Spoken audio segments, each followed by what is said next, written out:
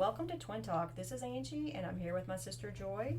And we are just excited to be here once again discussing another book. And today, we're going to go a little different route in that we're going to be discussing Shakespeare.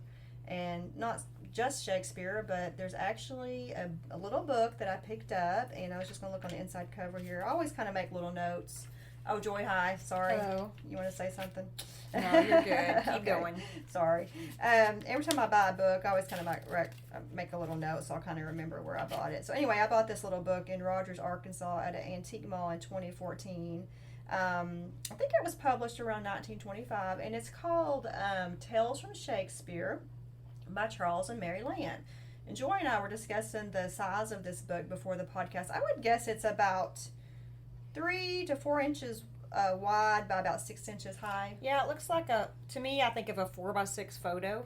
Yeah. To me, it looks just like the size of a 4x6 It's photo. real little. Pretty and small. I don't know why, but I love little things. Or 3x5. It's very small. I think it's probably about three by 5, yeah. But I love little books. I just think they're so cute, like little petite books. And this is actually a Collins Illustrated Pocket Classic. Joy, have you ever heard of those before? I'm not sure. Okay, so Collins Illustrated Pocket. As in Harper Collins? Well, in the research that I did, they just called it. Now, I think eventually it may have become Harper Maybe it Collins, but merged. originally it was called Collins Illustrated Pocket Classics, and they originated in the UK around the 1920s. They actually started in 1903. Okay, it's when these little books started coming out. And so what the appeal was they were very small and inexpensive, and they had lots of illustrations, so people just gobbled them up. Said the series, they were very cheap, and they said there were 80,000 copies sold in the first 10 titles, and as they sold 80,000 copies in the first 6 months. Wow. So they were just really, really popular. So anyway, the reason, like I said, they were so popular is because they were just small, they were beautiful, and they were affordable. Well, and I will say, right before we did this podcast, I went ahead and read one of the stories in there. Did you read Macbeth? I read Macbeth. Okay. Now, I don't want the listeners to get confused. It's not the full play. This is like a condensed version and more modern language of the play. Mm-hmm. And I loved the size of the book. It was so easy to hold on to. Now, if you have bad eyesight, the print isn't that big, but I loved the size of the book. Yeah, me too. I just love it. And I kind of was looking to see, and so when they talk about classics, so I just kind of read through. If you ever get time, you can Google all the authors that they actually did books on, and some of them included Jane Austen, the Bronte sisters, of course, Fenimore Cooper, Dickens, Emerson, Hawthorne, Washington Irving, Edgar Allan Poe, Sir Walter Scott, Mark Twain. Those are just a few. So a bunch of famous authors. Basically any classic that you want to read, there's probably in one of these little books. Cool. Yeah, so I thought, if you are a book collector and you like collecting the classics, what a perfect, that would be awesome for They book look collection. very old and vintage. They're small, so they'd be easy to store somewhere. Yeah, that'd be a great type of book to collect, I think. Definitely. So this book that we are discussing today is Tales from Shakespeare, and it was first published in 1807. It's never been out of print, which kind of surprised me. But anyway, you kind of alluded to this earlier, but these stories, they're adapted from 20 of Shakespeare's plays, and they're clever, powerful summaries designed to provide children with enough plot and characterization to allow them to understand the plays themselves when they read them later, when they read the authentic versions later. So in other words, they're trying to whet the appetite of young kids. That was the whole purpose of this book. Okay. So we're not going to give you Shakespeare full on. We're going to make it easier to understand. We're going to give you just the main plot without all the fluff, and just kind of whet your appetite. And then when you actually do go to read the actual play, you're going to actually understand it better. Okay, awesome. And when you read that, did you get that vibe? Did you feel like it was I understandable felt like at all? Or? Instead of struggling through the play Macbeth, which who knows how many pages, and struggling and getting frustrated and having to look up every reference and everything just so I can understand it, I sat there and read that in about probably 10 to 15 minutes, and now I understand the general overall plot and characters, and I understand what the play Macbeth is about. Yes. I love it. And see, I had never understood Shakespeare growing up, and I don't think I've ever fully read one of his stories. So when I found this little book, I was intrigued, and that's exactly what I would do. Is every so often I would go through and I would just pick one of his plays in there, and I would read it. And just exactly what you said, it took me maybe 10 to 15 minutes to read an entire play out of this book, and I did. I understood it. So we're going to talk for just a minute about the authors. Okay, it's funny how sometimes in life you might find a book that's really intriguing, but the author's history is actually much more interesting. And that was the case. And I don't even know how I came across this, but when I just was looking, okay, who wrote this? Charles and Mary Lamb. And so is this a husband and wife or brother and sister? It's a brother and sister. Oh, okay. And just to give you some perspective on the timeline here, Charles was born February of 1775 in London, wow. and Mary was born in 1764. She was quite a bit. She was about 11 years younger than him. So she was born in, think of that, 1764. Or older. Older. Yeah. I'm sorry, she was older. 1764, okay. 1775. Wow. Okay, so I am, I hate just reading, but I feel like I just really need to read this one paragraph about their life because it's so interesting. Okay. When he was 20 years old, Charles suffered a brief period of insanity and was confined in Hoxton Madhouse. But it was the strain of his sister's life at the time, caring for a senile father, paralyzed mother, and elderly aunt, as well as carrying out her domestic duties on a limited budget and training an apprentice. She had a lot on her plate. Wow. Okay. That makes me appreciate my life a lot. Okay, so... Say that again, what all was on her plate there.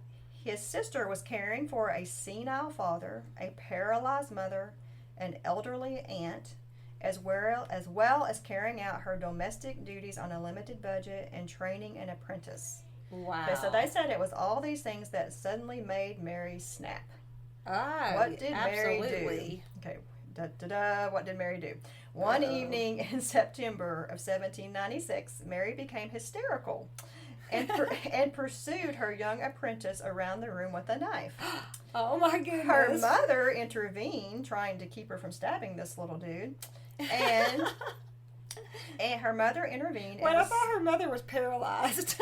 Well, it does say she was paralyzed, so I don't really quite understand that. But maybe she just got between them or something. Yeah, and maybe she was only her upper body, and she could have been just paralyzed from the waist down or something. But it just says her mother intervened and was stabbed to death through the heart. Oh, so she killed her own mother.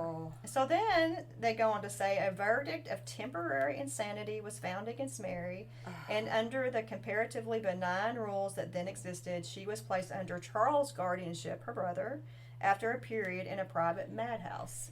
Oh my God. So it really was an accident. She was really going after the apprentice, but she accidentally Well, they said stabbed she was her in a mother. fit of madness trying to stab someone, and then her mother got in the way and she kills her mother instead. I just almost picture like Lizzie Borden. Yes. Okay, so they go on to say that despite Lamb's bouts of melancholia and alcoholism, her brother was an alcoholic. Oh boy! But okay, truth is stranger than fiction. I'm telling you, can't make this stuff up. They said even though he was an alcoholic and she had killed her mother and been in and out of insane asylums, it says both he and his sister enjoyed an active and rich social life. Let's have the murderer and the alcoholic over for dinner. Yes. They'll have lots of fun stories to tell. Yes. Well, this is London, so yeah. I guess anything goes in Jack London. the Ripper. They're like, hey, this is nothing compared to Jack the Ripper. We're talking late 1700s London. What do you got? What do you got to say? New? Yeah, so their London quarters became a kind of weekly salon for many of the most outstanding theatrical and literary figures of the day. For the rest of her life, Mary would occasionally return to private madhouses whenever her psychosis took over her. Oh and the Lambs rarely traveled without taking a straitjacket with them. And their last home together Don't was forget to pack the straitjacket. I'm sorry, I'm not trying to. We have mental illness in our family. I mean, our listeners can probably tell it's reached us. But I'm not trying to make light of mental illness at all, because we had a grandfather who was schizophrenic, an aunt and an uncle who dealt with schizophrenia and paranoia. I'm not trying to make light of it, but that is really sad when you have to carry a straitjacket wherever you go. And that says their last home together was in a madhouse. Oh, that is tragic. So I just had to tell that. I could not resist telling the story. No, that is fascinating to me. I'm so glad that you looked up the author's background. Oh. Okay, let's get to Shakespeare. It just seems like I was going go to ahead. interject. I'm sorry. It just seems like every time you read about a famous person in England, it's like their background's so tragic. I know. And it just I mean, from the 17 and 1800s, I always feel like their history is there's always like major tragedy involved. Well, which is and probably the same here in the U.S. Thought, one thing I was going to bring up, but I thought, oh, this could leave us on a huge rabbit trail. But the thought crossed my mind that most people who are artistic by nature, whether it be writers, singers, painters, they all seem to have just a little touch of insanity. They do. I mean, think about all the people who are truly creative. A lot of them are suicidal. I think of what's the famous writer that committed suicide that lived in Key West? Hemingway. Hemingway. Yeah. I just think there's a lot of just emotional. Sylvia Plath, The Bell Jar. Yes. Yeah. There's just, I just feel like if you're artistically which minded, is a whole nother podcast. Yes. But I read about Sylvia Plath, and I don't know if you know this, but she committed suicide by putting her head in the oven. I knew and she the committed gases. suicide, but I didn't know how. Yes, Oh. and that was one of the reasons that they changed the style of the oven from emitting this toxic gases. Because remember, this was a long time ago, and that was one of the reasons that the oven industry, or whatever you call it, changed. Because people figured out how to commit suicide by just placing their head in the oven, and they changed the design of the oven so it didn't emit these toxic fumes. I may have that wrong, but that's the general idea. Yeah. So that's a whole nother. Sorry, Yeah. I'm going off on a rabbit that's trail. what I was going to say. We could have a whole podcast about just that on topic. Writers who are just alcoholics or have committed suicide or just have tragic endings. They just all have these demons. Yes. Okay, so Joy, let's get to Shakespeare.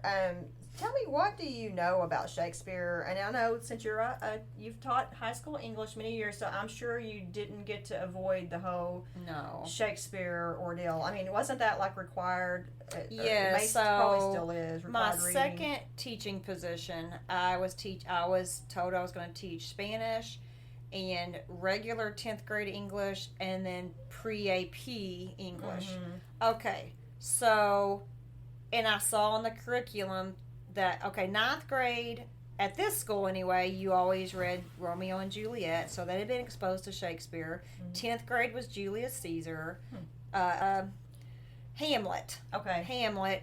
And then their senior year, honestly, I don't remember, but it was one of the major Shakespeare plays. Okay. So 10th grade was Julius Caesar. Okay. And I will tell you right now, I was petrified. I don't blame because I'm like, oh my gosh, yes, I remember reading Romeo and Juliet in 9th grade or whatever. Yes, I remember a little bit about us reading Hamlet or one of those. I vaguely remember that. And I don't remember having to study Shakespeare in college at all. Now, surely we did, but it escapes my memory if we did. I was petrified because I didn't feel qualified to teach Shakespeare to these kids. So I remember just doing an all-out research frenzy, finding out everything I could about Shakespeare, and I did bring in his childhood and his marriage and some things, and I literally had to look up everything I was going to teach because I did not know much at all. But I will say the kids really got into it. I let them. Well, here's some advice to new teachers. Because I was just very curious how the kids. Yes, they loved it because they loved getting in character. Okay, here's advice to newbie teachers if you ever have to teach a Shakespeare play and you're going to let the kids read in class, okay? You pick the parts because it's always, not to be mean, but it's always your weaker readers that want the biggest parts. Oh, really? And a lot of times it is, and you don't want to be mean and go, oh, and it's Shakespeare's hard to read too. But I remember, I let them pick their parts. And for the most part, it was our stronger readers. But there were a couple of really weak readers who had some main parts. And you're literally just sitting there just like... in agony. In agony while they try to stumble their way through. So I would say, pick the parts for the kids. And I'll say this too. Because I had pre-AP and just regular 10th English, you have to differentiate, So my pre-AP... One of my requirements was that they had to learn the famous Mark Antony speech in Julius Caesar. And I said I wouldn't. My policy is I never make my kids do something that I'm not willing to do myself. So I memorized the speech as well. Well, I was going to try to look up the speech and kind of skim over it and just see. You can't recite it for us No, today? this is like, a decade ago. I was just going to see if I skimmed over it how much I could remember. But I held myself accountable, and I performed the speech in front of my kids to show them, hey, I learned it in about 3 or 4 days, and that you can do it too. And a lot of them learned that speech. And so, but yeah, and one other story I have is I taught night school one time.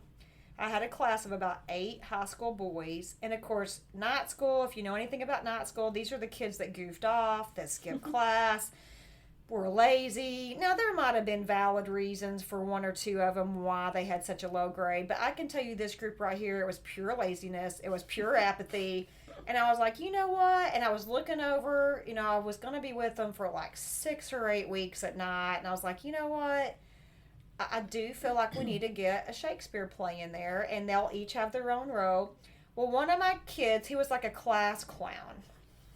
He just randomly, and they each had their own part. And we started off reading A Midsummer, or Much Ado About Nothing. I chose Much Ado About Nothing because it was I just thought it would be a good one with them, because some of the characters I thought they could relate to. Anyway, one of them started reading in an English accent. He was reading, I don't know how to explain it. Yes, I know that they play, but he started reading it in English accent. So then the other boys caught on, and they started, and it was so funny. And I could tell they were looking at me like, is she going to make us quit? And she goes on. But they were having so much fun doing their little accents. That we read. Just go with it. I just went with it. I said they were having a blast with it. I said fine. They read the whole Much Ado About Nothing with an English accent, and I've never had more fun doing Shakespeare. And that's where I'm going to bring in. These are lower level kids. They've struggled in school. A lot of them have, maybe not the strongest home lives. And I knew, and maybe I should have made this assumption, but I knew that they were going to struggle. And I was going to have to explain every sentence and every paragraph. We don't have time. We're there like 2 hours a night for however many weeks. So I got online and said, surely there's a Shakespeare for Dummies. Surely there's something that can help. That's what I would need. And really, to be honest, I needed it too. It wasn't just them. I needed it too. I found this series called No Fear Shakespeare. Cool. And it's really cool. They take every one of Shakespeare's play, and they have the original play is on the left-hand side of the book is your original script, and on the right side is like a modern day translation. Oh, that's awesome. And I will tell you what we would do is we would read a lot in the original, but then when things got pretty murky and kind of hard to understand, we would pull out this No Fear Shakespeare and look at the English and really clear up if there's any uncertainties or anything. That is cool. So if it's okay with you, and just to show the listeners, to me, how wonderful these books are, especially if you're teaching younger kids or lower level kids who would really, really struggle with Shakespeare, I just want to show you. So this is just Act 1, Scene 1. I just took off from page 1. Much Ado About Nothing. Much Ado About Nothing, one of my favorite Shakespeare plays. And there's a wonderful movie by Kenneth Branagh. Loaned to me, and I actually really enjoyed. Yes, I love that movie. And it has, who plays Claudius? Oh, she's a very famous actress. No. He. There was a famous actress in it, though. Yes. I can't remember her I can't either, name. but Claudius was like, well, Keanu Reeves plays the bad guy. That's right. And then the guy off of Dead Poet Society. I can't think of his name. He plays one of the main characters, I think so. Okay. Anyway, so here we go. This is the original Shakespeare. It's Leonardo. I learn in this letter that Don Pedro of Aragon comes this night to Messina. Oh, yeah, Don Pedro is one of my favorite actors, Denzel Washington. Oh, that's right. Yeah. Okay, here's the English version. According to this letter, Don Pedro of Aragon and his army are coming to Messina tonight. Okay, original. Messenger. He is very nearby this. He was not 3 leagues off when I left him. Current day. He must be very nearby now. When I left him, he was less than 9 miles from here. And I'm just going to do one more. Okay, Leonardo. A victory is twice itself when the achiever brings home full numbers. I find here that Don Pedro hath bestowed much honor on a young Florentine called Claudio. Today's version. A victory in battle is twice as victorious when all the soldiers return home safely. This letter also says that Don Pedro has given honors to a young man from Florence named Claudio. So anyway, and there's a lot more very complex passages, and then you can just look on the right side and see it in plain English. That's and I'm going to tell you, there's no Fear of Shakespeare, side by side, plain English. I want to tell you, it saved my life when I was teaching that night school. Absolutely, because I had never really read or studied the play, but I knew of some of the characters, and I just thought they could relate to those boys. I think that's awesome. And it saved my life. I feel like it made them not get frustrated, and they're like, "Oh, cool, we're getting this. This makes sense," And I would highly recommend this. This is funny because I love the movie that the Much Ado About Nothing that you lent me. But the problem I had is they talk so fast. Yes. That a lot of the times I kept rewinding it and rewinding it. And the thought just occurred to me, wouldn't that be awesome to watch that movie, but them have the subtitles from the current day of that book? That's cool. That would be awesome. Telling you what they're saying, what it actually means in modern English. And I will tell you, because I had read this, No Fear of Shakespeare, with the original play, and taught it when I watched the movie, I wasn't lost because I had already read it. And one other thing, and I'll be quiet and let you go. I think what helped me was because you knew it so well when I watched the movie, I think you were explaining a lot of it. I may have. I can't remember. But another thing that really helped them and me was it has a complete list of characters with descriptions. And there's some commentary notes too. Because when you're reading Shakespeare, a lot of times there are multiple characters. Yes. And trying to keep them straight in your head, it was so nice to go, oh, wait. Now who's Leonardo? Who's Beatrice? And just go back and read the real quick description, and you're like, oh, yeah, that's right. Okay, so you made a really good point just then. Okay, so people that aren't familiar with Shakespeare, and trust me, I'm not claiming to be familiar at all. All I can tell you is what little research I did for this podcast. But one thing people do need to understand is his plays contain multiple characters, and they contain multiple plot twists. There's always tons of plot twists and tons of characters. So they are, in my opinion, they are hard to follow. And especially when you have his original language, it makes it so you're already having trouble understanding the language, and then trying to keep up with the characters and the plot twists. And a lot of times, it's like a mental marathon. Yes, and a lot like in Julius Caesar, he's writing plays about actual historical figures, actual people. And if you're not familiar with that history, so yeah, you're right. Add the plot lines, the multiple characters, and then trying to figure out, wait, who's he talking about here? You have to be familiar with the history. There's a lot that goes into reading Shakespeare. Yes, it's not like you can just sit down and read it and understand it. Exactly. You have to be mentally prepared when you go to read. Okay, so I just thought for a real quick summary of who Shakespeare is, a little bit about his life for those who don't know anything about his background. They don't know his exact birth date, but they do have a baptismal record of April 26, 1564. Yeah, that just blows my mind. 1564. I don't know how many hundreds of years ago that was. I could count it up, but think about it. We're sitting here talking about a man who was born, 400 or 500 years ago? Yeah, we're both counting our fingers. Yeah, I'm sitting there like, it's more than that. Anyway, so he was an English playwright, poet, and actor, widely regarded as the greatest writer in the English language and the world's greatest dramatist. He is often called the England's national poet and the Bard of Avon. His works include 39 plays, 154 sonnets, and 3 long narrative poems. His plays have been translated into every major living language and are performed more often than those of any other playwright. They also continue to be studied and reinterpreted. Hamlet, Romeo and Juliet, Othello, King Lear, and Macbeth are all considered to be among the finest works in the English language. Okay, and here's some interesting facts about Shakespeare. I thought these were interesting. Let's see if you know any of these. Okay. There are more than 80 variations for the spelling of his name. No, I did not know that. That's not impossible. Okay. I believe it. Brittany can be spelled 20,000 ways. Yeah. I'm just kidding.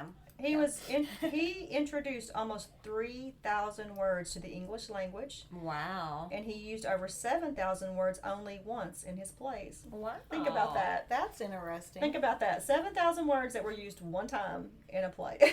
That's crazy. I know. And who has the time to sit around and count these words? I know. Words? I'm like, who are these people that come up that actually have the time to know that, I right? know. Okay, he wrote close to 1/10 of the most quoted lines ever written in English. Okay, now here I am, negative Nelly.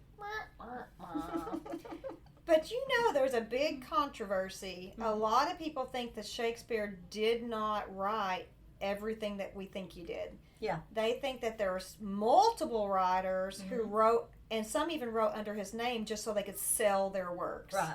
So I'm just being devil's advocate. Right. I'm not saying I believe it or don't believe it, but you're reading off these amazing statistics. But part of me is going, did he really? I know. Did he really write that much So stuff? the question boils down to... Is it really humanly possible? So the question boils down to, how do we know what has been authenticated, and were these statistics taken from just those authenticated plays or whatever? So, okay, and the last thing was he is the second most quoted writer in the English language. Wow. Who's the first? I started to look that up and I got sidetracked, but I'm thinking from the Bible, like Jesus. Second most quoted writer. Oh, of course, Jesus wasn't considered a writer. He didn't write the Bible. Yeah, that's true. I wasn't thinking. Yeah. So it'd be who's the most quoted writer? That's a great question. My first thought was like a Emily Dickinson, but she's more poetry, or like a Charles Dickens. I don't know. I need to look that up. Yeah, I started looking it up, and like I said, I'll look it up as you continue. Okay. So a little bit about his. He grew up in Stratford. I never understood this. He was raised in Stratford upon Avon. Yeah. I don't know what that means. Stratford upon Avon. I've never understood that either. Warwickshire. Okay. At the age of 18, he married Anne Hathaway. And don't we have an Anne Hathaway? That's what I was going to say. Isn't she a famous actress? She's a famous actress. Was like who dated Warren Beatty or something? Well, isn't she the one who in The Devil Wears Prada? Isn't her? Oh. Isn't that Anne Hathaway? Am I completely I off can't base think here? of her name. I'll Okay. look it up. Yeah, probably when I see her name, I'm probably going to laugh, but I thought that was her name. Okay, so he had 3 children with her. He had, and this is interesting, Joy. He had 3 kids, Susanna, and his twins were named Hamnet and Judith. Oh, yeah. So I thought Hamnet, so one of his plays is Hamlet. Okay, anyway, one of them died at the age of 11, which I thought was really sad. So anyway, somewhere between... Yeah, I'm sorry to interrupt you. No, go ahead. Anne Hathaway is the girl who played in like Devil Wears Prada. Yeah, that's what I thought. Yeah. Okay, so sometime between 1585 and 1592, he began a successful career in London as an actor, writer, and part-time owner of a play company called Lord Chamberlain's Men, which was later known as the King's Men. At age 49, he appears to have retired to Stratford, where he died 3 years later. So I thought it was interesting, Joy. He died at the age of 52, and he died within a month of signing his will, and the document said that he described himself as being in perfect health. So he basically signs a will, says I'm in perfect health. He dies a month later. That is weird. And no contemporary sources explain how or why he died. But they said about 50 years later, there was a vicar of Stratford who had just a personal notebook, and he wrote in his notebook, Shakespeare, Drayton, and Ben Jonson had a merry meeting, and it seems drank too hard, for Shakespeare died of a fever there contracted. Oh my goodness, like alcohol poisoning? Well, no. I'm not exactly sure what that means because of the way it's written. But anyway, this vicar claims that he died of a fever. Angie, this says Shakespeare is the most quoted English author in our current times. Okay. Well, who knows? I got it off of some miscellaneous site. I looked up so many things, but okay. So the one thing I did find out about him was, and this is kind of true of everybody. It seems like so many people that are great in our society's eyes today, at the time, no one even cared for. Mm-hmm. And they said that during his lifetime, he really wasn't that highly revered. Like he wasn't the great. People didn't idolize him the way that they do today, right? It's just it seems like people either loved him or hated him. He did receive a lot of. I'm sorry, get rid of that. He received a lot of praise in his life, but like I'm just saying, not to the level that he had today. Now, like the superstar status he has today. Yeah, there's people today like just what I read a while ago. People think he's the greatest writer that ever lived. Mm-hmm. So anyway, but now I did find several authors that did not like him, and did not. That's it. More like hated him. I guess I'm not being strong enough. Anyway, you think that's because they were jealous, or they just didn't think his work was they worthy, literally thought he was not good. They didn't think he was good at what he did. I remember this. I remember looking this stuff up. I'm going to read you just a couple of quotes. Okay, so One of this person was a this is in 1662, so this would have been around the time of Shakespeare. He was an English diarist named Sam Pepys, and anyway, he attended a performance of A Midsummer Night's Dream in London, and when he left, this is what he wrote. We saw Midsummer's Night's Dream, which I had never seen before, nor shall ever again. For it is the most insipid, ridiculous play that ever I saw in my life. I confess some good dancing and some handsome women, which was a pleasure, but that was it. ... Okay, Leo Tolstoy. Do you know who that is? Yes, he wrote War and Peace. Yes. Okay. And do you remember the? Okay, I don't know if I can give you a hint. Remember who loved Leo Tolstoy, and you would see him written into his comic strip? Oh, no. Well, who was Charles Schulz loved Leo Tolstoy, Oh, and I he don't would remember write. that. And sometimes, if you read Peanuts strips, you will see things. Oh, And he would I quote. missed that He would talk somehow. about Leo Tolstoy, That's or he would funny. quote him, and I was like, "Who?" But they just said that Charles Schulz loved him. Okay. So this is what Tolstoy had to say. He called Shakespeare's plays trivial and positively bad, and dismissed Shakespeare himself as insignificant and inartistic, who was not only not moral, but he was immoral. He thought he was immoral. Anyway. I don't know. I feel like I just got through reading, in that little book about Macbeth. To me, there was a huge moral lesson in that. And it was, well, I have to really get into it, but basically it was these three spirits, which I've noticed that about Shakespeare. He really was into the supernatural. He was always bringing in witches and mediums. Like in this play, you got three spirits or three witches who are literally using a cauldron and cooking all this stuff. But anyway, one of the quotes that really got to me, the spirits promised Macbeth, this famous Scottish general, I guess, they promised him that you will be king one day. He was just a general at the time. You're going to be king one day. And his buddy, who was standing there with him, who had fought with him, said, these spirits usually tell just enough of the truth to get you to take actions that actually are to your detriment. Yes. And I think we find that's true in the Bible. That a lot of times these demons or these spirits, they do speak just enough truth to get you in there, but then the rest of it's lies and deceit and destruction. Right. So my point is, and that's exactly what happened. So Macbeth, I won't go and bore the listeners with the big long story, but basically he and his wife took steps and ended up killing the king and doing all this stuff to make the prophecy come true. So basically, by listening to the spirits, it was to their detriment. Right. And that's what Shakespeare, through this other character, said something very wise, and that's exactly what happened. And to me, the moral of that story was, it was all about selfish ambition and things like that, and how it ends in tragedy. But there was a big moral lesson in there. So he just said he was immoral, and I was thinking, what? Maybe he doesn't mean his works. Maybe he means him and his private life. I don't know. I don't know. Let me just read that real quick. It says he says he was an insignificant, inartistic writer who was not only moral but immoral. Insignificant. Don't know about that one. Here's what I think. When he said he was immoral, I thought, okay, yes, if you're familiar with any of the plays, there is a lot of immorality that goes on. But I'm like you. I think he has a lot of immorality in his plays to show you. He's making points. Yes, it's by showing characters and their immoralities, making the points by about showing morality. and to show us like how low and depraved human nature can actually become if you follow these immoral ways, if that makes sense. And I think I misspoke a while ago. You said when he said Shakespeare was insignificant and immoral. Yeah, I think he was referring to Shakespeare himself. He wasn't referring maybe to his works, but him himself. And I just immediately went to the works. Well, no, you're right. I thought the same thing. I thought he was saying his plays were immoral, but that would make more sense. Okay, so then there's George Bernard Shaw. He was an 1890s theater critic, and he wrote, with the exception of Homer, there is no eminent writer, not even Sir Walter Scott, whom I despise so entirely as I despise Shakespeare. When There's I measure always my a mind, Simon Cowell in the group. Yeah, always. that's true. I could see Simon Cowell if he had. I could You know what I mean? There's Yes. always going to be harsh critics. Yeah, and no it was so matter funny how because he good said you are, he's how like, bad you are. and he's like, not even Sir Walter Scott. So apparently he hated Sir Apparently Walter he Scott. hated Sir Walter Scott. Yeah. Okay, the last one is J.R. Tolkien, and you know who that is. Yeah, that's the Lord of the Rings author. Yes, and you're going to find this really funny. Okay. Okay, so they apparently when J.R. Tolkien says he was delivering a speech.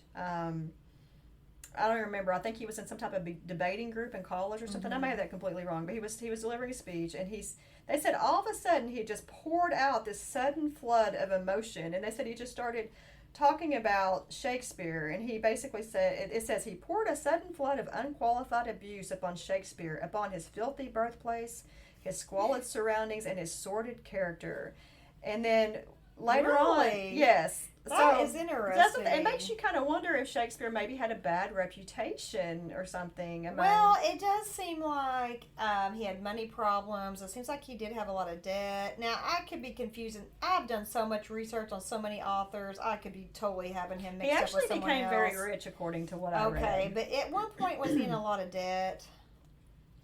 And there are rumors, too, that he had a mistress. Okay, I don't know. I didn't get that far. I read one thing that some people think he had a mistress. Okay, so this is the funny part about J.R. Tolkien. They said that apparently he held a grudge against him.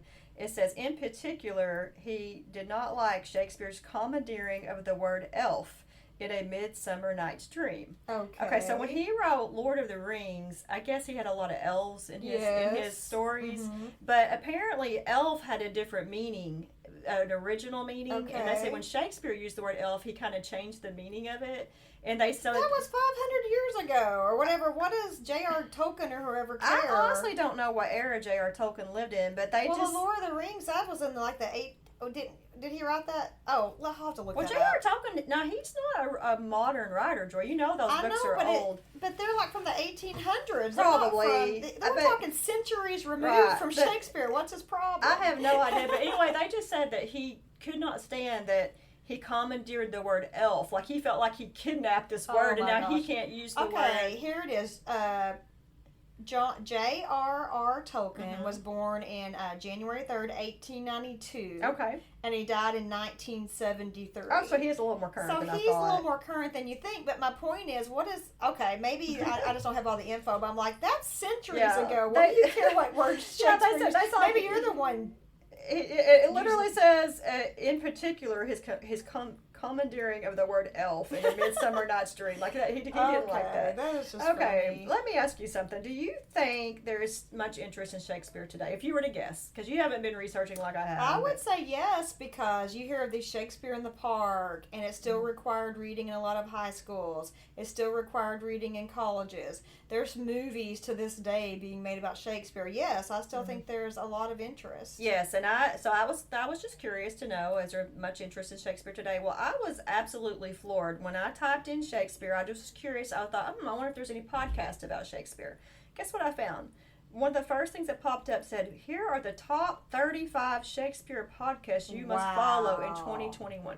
Okay, 35. That's the top 35. Wow, okay, so there's amazing. more than 35. So it says, here are the top 35 Shakespeare podcasts you must follow in 2021. So I'm thinking, the fact that there's even more than 10, or I would have guessed 5 dedicated to Shakespeare. Okay, so the top, and I thought, okay, if there's any, hello, I don't know if there's anyone out there listening right now who could care less about Shakespeare, right? As a matter of fact, I was kind of leery of even doing a podcast about Shakespeare, but I actually, after it was all said and done, I kind of found his life was kind of interesting. Okay, so if there is anyone out there, I don't know if you're out there, if you could care less, but here are the top 4 Shakespeare podcasts if you're interested. Okay. So the first one is called Shakespeare Unlimited. It's home to the world's largest collection of Shakespeare materials. 2, The Shakespeare Life, or That Shakespeare Life, takes you behind the curtain into the real life of William Shakespeare. Number 3, The State of Shakespeare. This has a mission to help inspire and illuminate theaters, makers, students, and educators to discover new ways of bringing Shakespeare to life. And 4, The Play's the Thing. This podcast dedicates 6 episodes to each play. and they just go into that in depth. Wow. Okay, so I personally listen to Shakespeare Unlimited, and I listened to this podcast just sporadically for about 2 weeks, and surprisingly, I enjoyed it. Okay, good. Okay, and I probably ended up listening, each podcast was around anywhere from 20, most of them were around about 20 to 30 minutes, so I actually got to listen to quite a few of them. Anyway, I found them very enjoyable, so I'm going to just to whet your appetite, Joy, I want to tell you just briefly what some of these podcasts that I listen to and see if it sounds interesting to you, okay? So this one was called Shakespeare and Insane Asylums, okay? From the mid-1840s through the mid-1860s in the United States, no figure was cited as an authority on insanity and mental functioning more frequently than William Shakespeare. Really? Yes. Yes, that sounds very interesting. And they said that they found citations in medical journals and sworn legal testimony from Shakespeare. They said he was the leading authority at the time. Wow. They would go to him because a lot of his plays dealt with insanity. Okay. Okay. How about Shakespeare and the Tabard Inn? What if Shakespeare and his friends had gotten together and carved their names on the wall of an inn made famous by Chaucer's The Canterbury Tales? Okay, you know Chaucer? Mm-hmm. Oh, now I will say, I took a whole semester class on Chaucer, and you the know how Canterbury long Tales ago was the he focus. Yes. Okay. So they're saying that there is a chance that he carved his name on an actual inn that was in one of the Canterbury Tales. And I was like, that is so cool. That's cool. Okay, this next one here, I thoroughly enjoyed this one. This was called The Millionaire and the Bard, and it's about a man named Henry Clay Folger. He was super uber wealthy, and he worked for, I want to say, John D. Rockefeller. He was like his right hand man. It was one of the Rockefellers that was super rich. Yeah. Anyway, he started collecting Shakespeare folios. So I wish I had time to get into the folio, but we had a conversation on this one, and it was very interesting what a folio is and how they were able to authenticate a lot. Yes. And this one guy's trying to collect all the folios. Yeah, so after Shakespeare died, he had two friends who took it upon themselves to get a collection together of all but two of Shakespeare's plays, and it was called the First Folio. They know right now, I want to say there's around 30 in existence. I don't remember. There's not many. And so anytime a new folio is found, which is maybe like once every 100 years or something, that it's a big deal that they found another of Shakespeare's folios.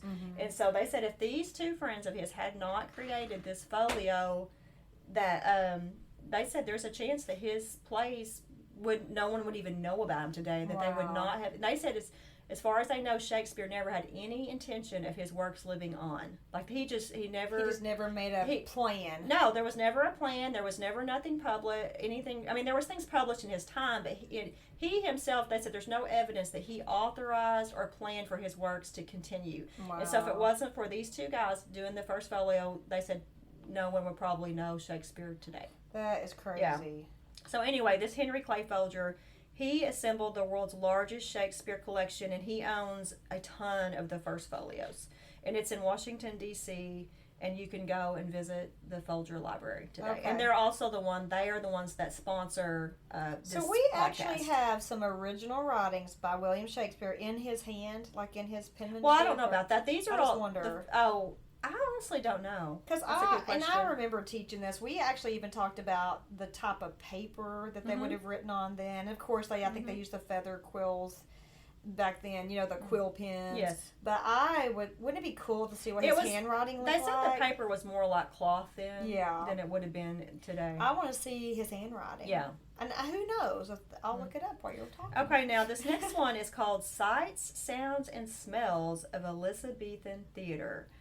Okay, so what would it have been like to go to an actual play during Shakespeare's time? They said they used actual fireworks on stage. They used fake blood, fake body parts, and you could smell. And they used the smell of blood and death. They had actual things you could smell to make it smell like death and blood. Hey, do you remember, and I don't know, I think you were with me, when we went to a community college in Fort Smith, back then it was called West Ark, and there was a speaker, and his main focus was on the groundlings. I think that's what they were called. And they were these kind of the everyday peasant that lived there that would go to Shakespeare's plays. and he said some of them would actually drool, and they said he just talked about they were kind of nasty, and there would actually be drool on the stage and spit on the stage, and if somebody didn't like a play, they would throw rotten vegetables. But his main focus was Shakespeare. I just remembered this as we were talking about it. Were you not there with me?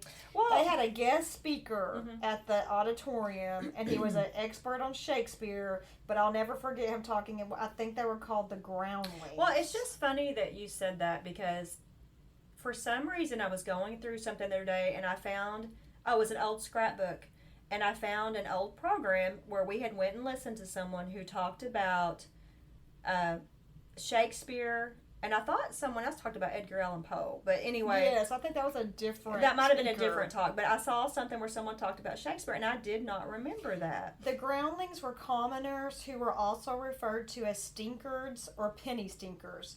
The name Groundlings came about after Hamlet referenced them as such when the play was first performed around 1600. Okay. And I remember they were described as kind of, they didn't smell good, they never bathed, and something about them drooling. I'm glad you things brought like that up, because one thing that I kept hearing over and over was the type of people that would have gone to these plays would have been your everyday working class citizens.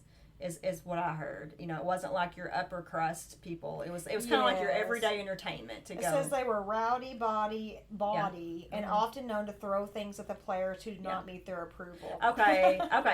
Actually, you're making me remember this. I'm kind of remembering. It's not so much your working class people. It was some of it was your lower rungs. Yes, it was your lower society that was actually going to these plays. So yes, that would make sense. It would go hand in hand with what you're saying. Yeah. So okay, you know how you talked earlier about some. You know, I've heard some of this things we know about Shakespeare today may not have even been his writing. Right. Well, someone used plagiarism detecting software, and they found. Okay, so what happened was, there was a 450-year-old unpublished manuscript called A Brief Discourse of Rebellion and Rebels. Okay, it was never published, and someone just happened upon it, and they started noticing it had a lot of similarities to Shakespeare, and they recognized a lot of the writings, and it sounded like things from Shakespeare. Okay. Well, they used plagiarism detecting software, and they went through this document. It's called the George North Manuscript, and it says they found multiple instances of matches with passages in Shakespeare's plays. Oh. So this was a manuscript that would have been written either before or during the time of Shakespeare, and when they did the plagiarism software, they found multiple instances of things in Shakespeare's plays that matched this manuscript. Right. So they think he might have found some of his writings or copied some of his writings from this manuscript. So that was interesting. Shakespeare the one that committed plagiarism, Yes. or this other guy? They think that he copied things from this, what was called the George North Manuscript. Well, how do they know that it was copied? Which way it was copied? Because you have the one manuscript, and you find multiple instances That was written before Shakespeare. Yes, Oh, it was yeah. written before Shakespeare wrote the Yes, play. Okay, yeah. that makes sense. Right. Okay, and then this one here is called. This wasn't so much about Shakespeare, but I would love to read this book. It was an episode called "How to Behave Badly in Elizabethan England." Okay, so basically, this lady wrote a book, and she's talking about well, let me just read. This is, "What's a knave? How about a varlet? Did people in Shakespeare's time really throw the contents of their chamber pots out their windows? How to Behave Badly in Elizabethan England, a guide for knaves, fools, harlots, cuckolds, drunkards, liars, thieves, and braggarts, covers all the things we don't talk about in polite company, including dirty words, bad manners, criminal conduct, and sex." Oh, So wow. I thought that book would be kind of fun. What was the name of it again? It's called How to Behave Badly in Elizabethan England. Yeah, that sounds. So they're that just sounds talking like a about fun all the read. things you don't typically talk about that went on in the I society think during that that sounds day. like an interesting book. Yeah. Okay. Now this next one, I found. This is the last one. I thought this one was super interesting. Okay. It's called The Actor and the Assassin, Edwin and John Wilkes Booth. Okay. Well, you know who John Wilkes Booth is. He assassinated Abraham Lincoln, right? Yeah. So, actor Edwin Booth was one of the 19th century's biggest stars, one of the illegitimate sons of equally famous actor Junius Brutus Booth. He made thousands of dollars touring America's grandest theaters and playing Shakespeare's greatest roles. But today, relatively few people have heard of Edwin Booth. Instead, they remember his brother, also an actor named John Wilkes Booth. That's because on April 14th, 1865, he assassinated President Abraham Lincoln. The Booth story is like one of Shakespeare's tragedies with an unstable father, a rivalry between brothers, and an ending that changed the course of history. So basically, and I did not know this, so John Wilkes Booth's father, they said he was extremely famous, and he was known for playing Shakespeare roles. Okay. So his two boys grew up, they followed in his footsteps, they both became actors, but John's brother was the better actor, and he got more roles. And then they said that John Wilkes Booth was not a good actor. Okay. And he ends up, so there was a strong connection. And what's even more crazy, Joy, is that Abraham Lincoln was a huge Shakespeare fan.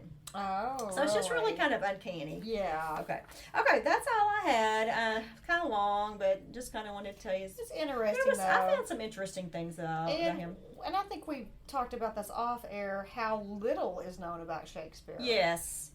And So it's kind of the unknown that's intriguing to me. Yes. What all we really don't know. And that was one thing I was going to mention, but I never did. And they said that one of the things that intrigues people so much is there is so little known about him. Mm-hmm. So any little scrap of evidence that anybody can find, it makes the news because no one knows anything about him. And where is he buried? Is he buried at Stratford-on-Avon? He is buried in a cathedral somewhere, I believe. And then there's even is it called an epitaph, or what's that called when they inscribe something on you? Epitaph. Anyway, it says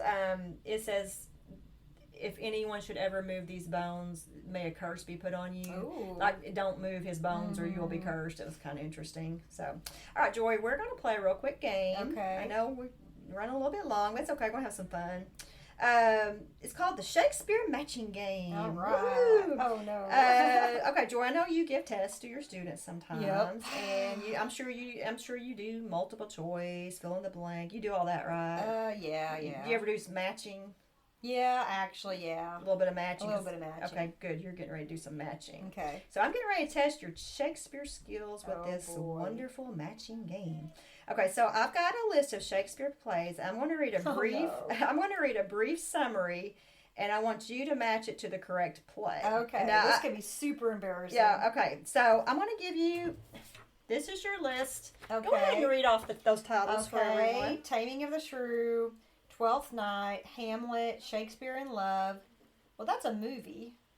I just did that to be funny. Oh, okay, gotcha. King Lear, The Comedy of Errors, Romeo and Juliet, Macbeth. Okay, I'm just going to read I'm going to read just the plot. Okay. And here's your pen, so as you can mark them off as you get them. Okay. Awesome. Okay, so which play is about a king who divides his kingdom among his two daughters who flatter him, but he banishes the third one who actually loves him? Okay, is that King Lear? That is King Lear. Yay. Woohoo! Ding, ding, ding, ding. Okay. 3 witches tell the Scottish general that he will be the king of Scotland. Encouraged by his wife, the general kills the king, becomes the new king, and kills more people out of paranoia. Okay, and that's why I just got through reading the summary out of the book we're doing this over. Macbeth. Macbeth, that's correct. Ding, ding, ding, ding. Okay, Lucentio loves Bianca, but cannot court her until her shrewish older sister Katharina marries. Taming of the Shrew. Yeah, I think that's funny. Well, I think they've even done some modern day movies on that. On the Taming of the Shrew. Yeah. I think a lot of people have probably heard of that. Yeah. Okay, after both being separated from their twins in a shipwreck, Antipholus and his slave Dromio go to Ephesus to find them. The other set of twins lives in Ephesus, and the new arrivals cause a series of incidents of mistaken identity. That's got to be the Comedy of Errors. Yeah, that's very good. So see what I'm talking about? He has all these 2 sets of twins, I've never read that. and one goes to an island. Everybody's getting them confused. Yeah, that's kind of typical. Okay. Viola, separated from her twin Sebastian. He loves twins. Maybe it's because he had twins. I never thought about that. Yeah, that's right. He had a set of twins, yeah. didn't he? Yeah. Yes. Okay. Viola, separated from her twin Sebastian, dresses as a boy and works for the Duke Orsino, whom she falls in love with. Sebastian arrives, causing a flood of mistaken identity, and marries Olivia. Viola then reveals she is a girl and marries Orsino.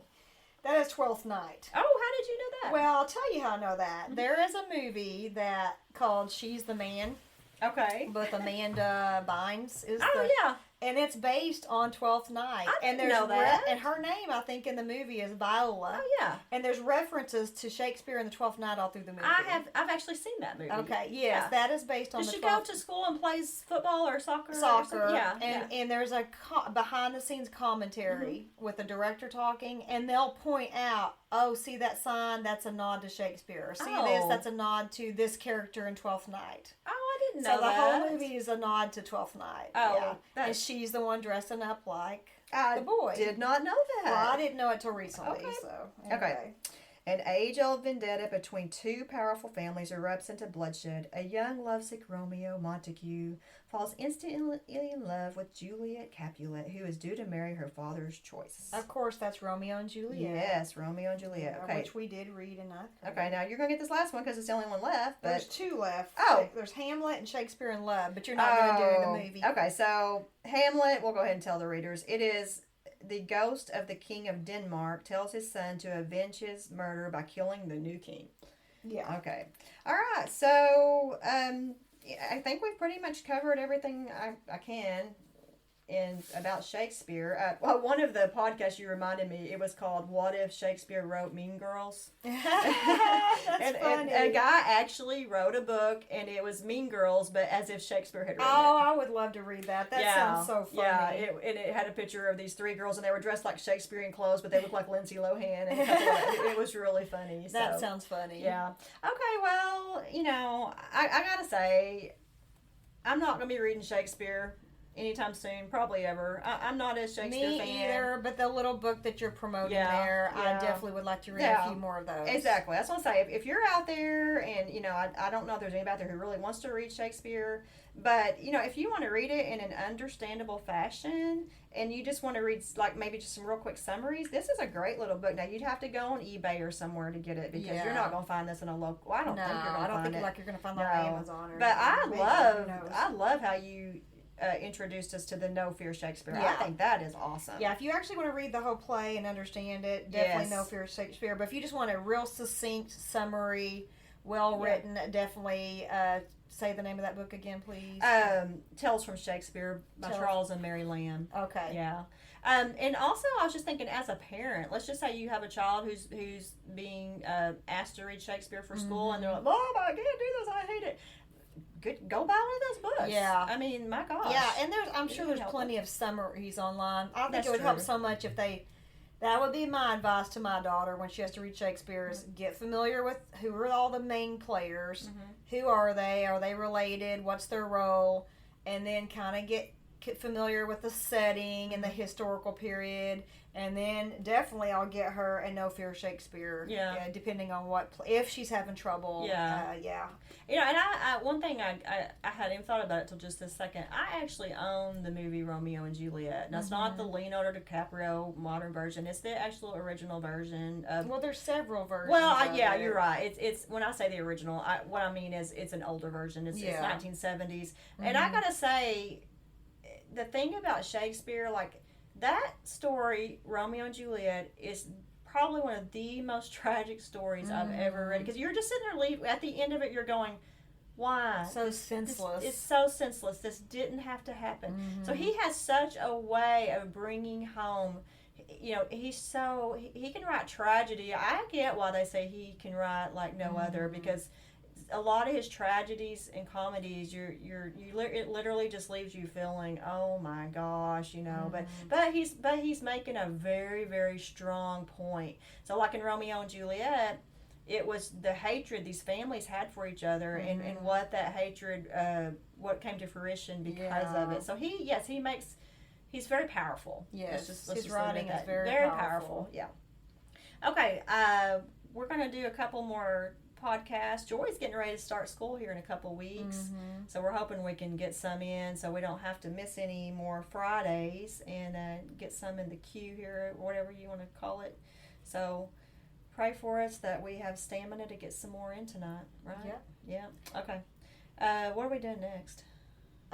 I do not know. I've got Tim Tebow ready. So who wants to hear about Tim Tebow? Yeah, we may be doing a podcast over Tim Tebow. Yeah, so all right. If you're a Tim Tebow fan, get ready. Actually, that one's going to be a fun one. Yeah, I'm excited. So we will see you next time on Twin Talk.